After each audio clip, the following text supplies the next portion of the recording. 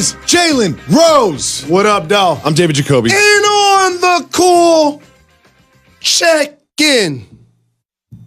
Together, we are Jalen Jacoby. What do? We get the people what they want.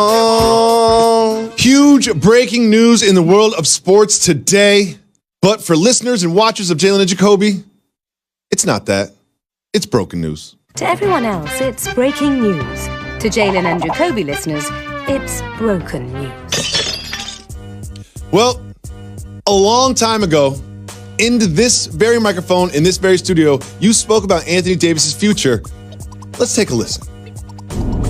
New Orleans, open your ears. Get used to watching Anthony Davis play basketball in your uniform, because this will be the last season he does so. I know everybody saw the news about him joining Clutch Sports over the past couple of days. I am predicting that Anthony Davis ends up in Los Angeles with LeBron James. So, the news this morning, through his agent, Rich Paul, who also happens to, be a close friend of LeBron James, Anthony Davis announces that he does not want to play for the Pelicans. He's not going to sign an extension, and he has officially requested a trade. Jalen, there's so much to discuss here. What was your first reaction when you heard this? No surprise, just because this is what I do for a living, and I already understood that this was going to take place. It was just a matter of when. I'll give you guys the actual reason why it's happening right now. Why is it happening right now? A couple of things. The Lakers have a 10-day window to get a deal done. When the Boston Celtics cannot negotiate with the Pelicans based on the Derrick Rose rule, can't add a maximum guy that you've already traded for like they did with Kyrie Irving. Yep. So in order for them to acquire a deal for AD right now, that would mean trading Kyrie right now, which they're not going to do, or waiting to July 1st. So now, when you're the Lakers, the reason why we're only talking about those two teams, and I'm really sensitive about national media always acting like they want to force players to the storied franchise or to the large market, is because of the assets available. When the Paul George deal happened, Victor Oladipo wasn't an all-star yet. Sabonis wasn't an all-star yet. He was in the final year of his contract. OKC was rolling the dice. When the DeRozan and Kawhi Leonard deal happened, Kawhi's in the last year of his deal. DeMar has a couple of years left on his contract. Toronto's rolling the dice. No team is going to trade for Anthony Davis, who's considered a game-changing franchise player, and give up their second best player. Because you're clearly not giving up your first best player. So now it's like, who has the assets to get this done? Who has the wealth of young talent? Lakers. Who has the wealth of young talent and the draft picks? Celtics. In order to get a guy next to LeBron James in LA. I mean, there are other teams that could put together a package, but those teams are not the type of teams that Anthony Davis wants to sign with and extend. So then you're giving up everything to not have Anthony Davis. Well, but here's what makes this tricky. Boston can fall into that category as well. He could tell the Celtics, do not trade for me because I'm not going to re-sign. But that doesn't mean he won't end up in the green. This gets back to my point of why the timing is right now. The timing right now is I'm a player, career highs in points, career highs in rebounds, career highs in assists, career highs in steals. We're not in the playoffs, and obviously that's on the best player. I'm not going to let him off the hook in this era of, you can't win as the best player. Now you want to go run with somebody else, which is fine. But the second thing is, now I'm not starting in the All-Star game. I'm taking steps back. Y'all messing with my money. I want to get out of here. So I know we talk about LeBron all the time, but we have to talk about LeBron's role in this because there are some things that happen. He's signed with Clutch Sports. All right, fine, we get it. But then when the Pelicans go to play in Los Angeles against the Lakers, what happens after that game? LeBron James and Anthony Davis, they don't just have dinner together. They have dinner together at a restaurant, knowing that everyone's going to find out about it. Then there's this announcement on a Monday morning, 10 days before the trade deadline, when it's time to get the deal done. This all feels like LeBron and Rich Paul and Clutch Sports telling the rest of the league that Anthony Davis wants to play in Los Angeles. So also, And I'm one of the people as well that enjoyed the era of the 80s and the 90s where I had the remote control in my hand and all-stars were spread throughout the league. Now, with LeBron James as the best player, no blame of his, he's been a unique combination of successful dominant player and powerful businessman and industry guy that moves the needle. In and outside of basketball. Correct. So when he's the first guy as an MVP, Moses did it in the early 80s, playing in his prime, that jumps from Cleveland because I don't think, even though I'm the best player, I can win here. And he goes to Miami to team up with Wade to get some of that championship mojo that Pat Riley had fostered in Miami. That was the changing of the guard in the league.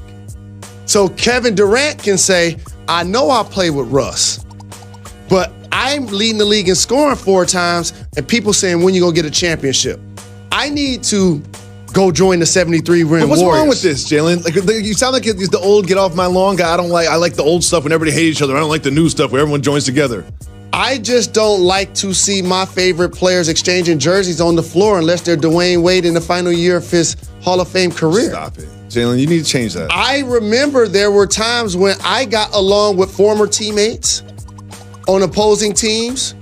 I got along with guys that I went to school with, friends in the league. You know what happened when my team lost? I walked to the locker room.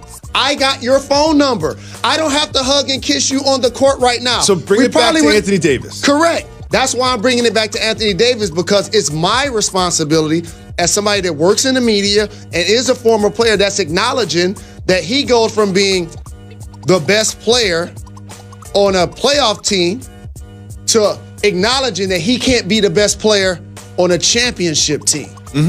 That's a fair assessment, though. No one's talking about the Pelicans being contenders for a championship. You add AD to the Lakers, you're talking about them being a championship. Okay. So now, you're Dell Demps, who may or may not be taking these phone calls, who knows, but you're Dell Demps. The Lakers call. They say, what do you want? What does Dell Demps answer? I can't do it, homie. It can't be done. So I'm going to tell you how to do it. You ready? Okay. No pump faking. No playing around. If I'm the Lakers and I call you, yeah, you got to take KCP because that helps make the money work. Yep. And by the way, he just so happens to be a Rich Paul client. Oh, that's interesting. But the Lakers gave $18 million, as a lot of people believe is an olive branch pre-LeBron, and he's getting $12 million this year. So if I'm rich, hey, KCP, I got you to LA, 2 years, $30 million. KCP's going to get a dinner invite. It's going to be LeBron and Rich Paul at the table, and it's going to be bad news. But I took care of you. I got you $30 million to play basketball on a lottery team in Los Angeles 2 years in a row. So that was your chance to play your value up. So beyond KCP, here's the only way you get the deal done. I need Kuzma. Okay. I need Ball. Okay. I need Ingram. And I need either Zubac or Wagner. I need 5 players. I don't care about the Lakers draft picks when they have LeBron and Anthony Davis. Because they're going to be late first round. Yeah. I don't want that. You give me those 5 cats, you can come get him right now. Not 3 of the 5, not 4 of the 5. Because if you pump faking and you don't want to give me all 5, cool. I'll wait till July when Boston can now be in play. See, that's the thing that people need to understand is Boston can trade for Anthony Davis on July 1st. So if you are the Pelicans, you're not necessarily motivated to get this done in the next 10 days. You can wait it out, tell Rich Paul, hey, man, we didn't get an offer that we liked. He's still going to be in the Pelicans the rest of this year. That's what's going to happen. And then in the offseason, you have 2 teams that have a lot of young players and assets bidding against each other. Because when you're not bidding against anybody else, it's hard to have the negotiation. But when the Pelicans get on the phone and say, all right, Lakers, well, you didn't want to put Ball in the deal. Well, guess what? The Celtics are putting all their picks in the deal. The Celtics are putting Jason Tatum in the deal. And you can bid the value up. What do you think the chances are that happens? Do you think this deal gets done in the next 10 days? No. Or over the summer? No. You do not think it gets done in the next 10 days? No.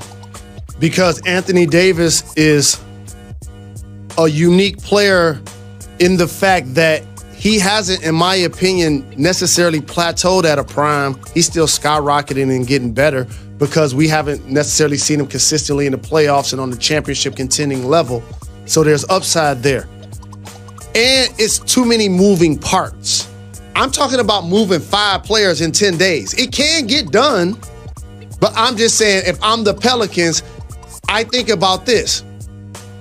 The Lakers' young assets that I just named, if you were drafting and or playing on the playground and I had the 8 young players, 4 from Boston, Tatum, Brown, Rozier, Smart, that'd be what it took to get the deal done, right? Rozier's deal ends up this summer, right? Correct. So that'd be a sign and trade situation. With that being said, if you were drafting a squad, who would you put as the best player of those 8? Jason Tatum? What about number 2? Who's? Number 3? Brown. Ingram or Brown. Right. Number 3, Ingram or Brown. Do you know what's not helping any of this? Ball being hurt and Brown and Tatum not playing well. Correct. That's not helping any of this if you're one of those teams. That's why that exercise is important. Because when you talk about trading a guy like Anthony Davis, who's top 3 in a lot of the major statistical categories, you got to look at your fan base and say, it was for the greater good. They've lost Chris Paul. They've lost DeMarcus Cousins by no fault of their own. He had an Achilles injury, and now they possibly lose Anthony Davis. I need to now look at my fans and look at my roster and say, we don't have AD, but man, we won in this deal. I got y'all 5 players. Now all of a sudden we in business. The Celtics have a lot of lottery picks this year.